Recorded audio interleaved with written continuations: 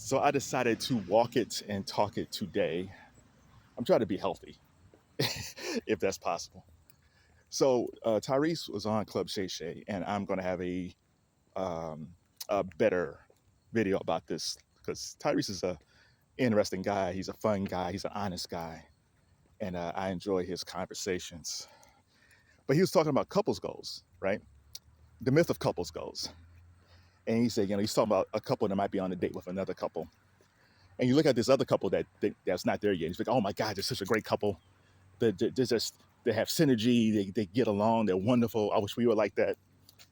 But he said you don't know what that couple was going through before that. They could have been arguing right before they got to that dinner, and they might have been arguing like after they went to that dinner. That reminds me of my parents. My parents to me was always couples goals, right? I love my parents, but at the same time, every 2 times a year they would have these big blowout fights, and it's always funny. It's like if they had to go to a wedding or a funeral or some type of church function, and it was the week of one of the big fights where they wouldn't be talking to each other, and I would see them. It's like, oh, where y'all going? It's like, oh, we got this function to go to, and it's like, oh, okay. And I was like, well, how's this gonna work? But they were really good at pretending like everything was cool. My parents could teach a class of you might have true disdain for the person that you love for that week or two, but we're going to show you how you can look like the most perfect couple in the world when we're in public. And it's true. Like my parents never let on whenever they had problems, and then they would come back home. I say, hey, how everything go? And it's like, oh, it went fine, and everything be dead silent for another 3 or 4 days. Yeah, man, I miss my parents a lot doing that, but you're right. Like Tyrese is right. Like we don't know what couples really go through. Like we fell into the whole Will and Jada thing as being couples goals because we thought like, okay, my initial thought when they got together, I felt like, wow, this is different. But back then people used to say, well, opposites attract because Will was definitely opposite from Jada, and Jada was definitely opposite from Will. And he figured, well, opposites attract, blah, blah, blah. And then later on, it felt like they were like the perfect couple because they always seemed to be working together and all that stuff, and they loved each other. And I do think Will and Jada do love each other and care about each other, but they should have never gotten married because they were a bad fit. It's interesting today because the kids today don't say couples goals at all. But then when you look at the couples they like, the kids seem to really like couples who have like a lot of toxic energy, or couples that that there's something wrong with these couples. Like one person is kind of controlling the other person and they seem to like that. But I can't blame the kids too much because kids today, they don't grow up seeing loving couples. Like, I mean, I talk about my parents fighting and stuff, but 50, 49 weeks out of the year, they were a loving couple, right? That's the total opposite today. Kids just don't see their parent or parents too often in a loving relationship. So they kind of gravitate towards couples who are toxic because it just reminds them of what they see their mom go through or that their dad goes through because their parents aren't good at picking people. So what do you guys think about the whole couples goals myth of back in the day?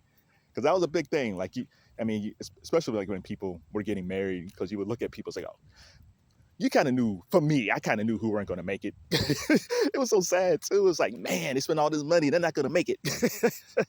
But they loved each other, right? But you got to have some type of synergy. You got to have some type of chemistry. Either you got to see passion within that couple, or you got to see like a really good friendship with each other, and not just like friends. Because I seen couples who were like friends and they got married and there was no passion. No, you still got to be some type of sexual chemistry between each other. But I kind of missed the couples goals concept because it kind of gave you a baseline of, even though that relationship might be false, it might say like, well, I want to find a loving person in my life that kind of fits me like they fit together, right? Because I'm not sure what we have today. We have a lot of people hooking up. We still got people getting married. And we still have people that's in long-term relationships. But the things that I saw, like I had 2 sets of grandparents and they were married for a long time.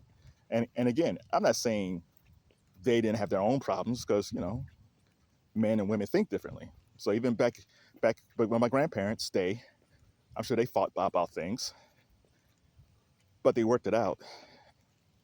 And the thing about today is, I don't know if people can really work things out because they don't have role models or models to model their behavior after. Like, say what you want about the Cosby Show and say what you want about Cosby and all that stuff, but when you watch shows like the Cosby Show, even Martin, we'll take Martin, right? Regardless of what happened behind the scenes, on camera, you looked at Gina and Martin, and you said, "Oh yeah, that's a loving couple." If I was in a relationship, that's the type of relationship that's kind of what I would like to have, right? Kind of fun. We'll have problems, we argue, but we have fun. And the same thing with Cosby. Cosby, the one thing I always took away from that show was the whole concept of never going to bed angry, and that's difficult to do. But I don't like having arguments linger. I don't. I think I got that from my parents because my parents would let stuff linger for a while. Well, I think one let it linger. I think one wanted to kind of fix it, and one would let it linger for a while. And I said, I don't want that.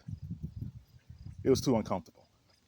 But I also know the chances of going to bed not angry is not going to happen all the time. It's a good concept, but making that happen is kind of difficult.